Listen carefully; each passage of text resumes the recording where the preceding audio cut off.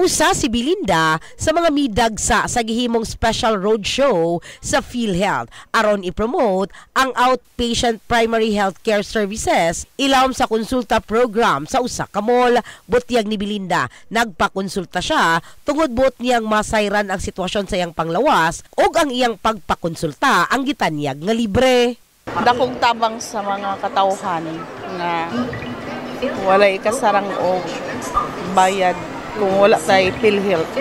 Kailangan magpamimbro ta sa PhilHealth para makaabil ta.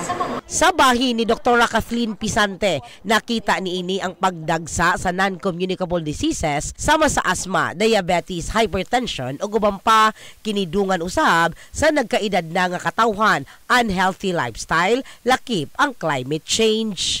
Daghan diri ganihan nagpa-check up na usually mga adults man na sila. Na ay mga nagaluya, naasan may nga ubo, sipon, mga bata, mga ingana. Which is usually ingana gyud ilahang mga ginakonsulta bisan outside aning PhilHealth konsulta.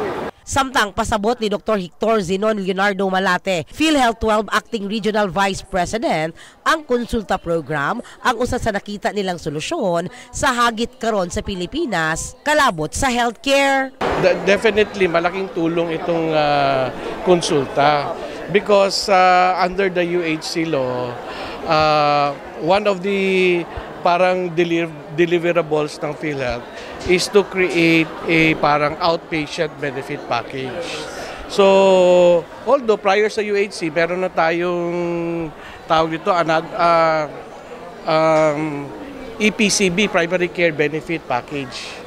But this time, the UHC, konsulta package na siya. Gitanyag sa konsulta program ang laboratory services sama sa complete blood count with platelet count, dun na usab kini maintenance og essential medicines sama sa anti-diabetic, anti-hypertensive og antihistamine og uban pa. In the heart of changing lives, kini sa Brigada Richard Gubalani sa Brigada News Jensen.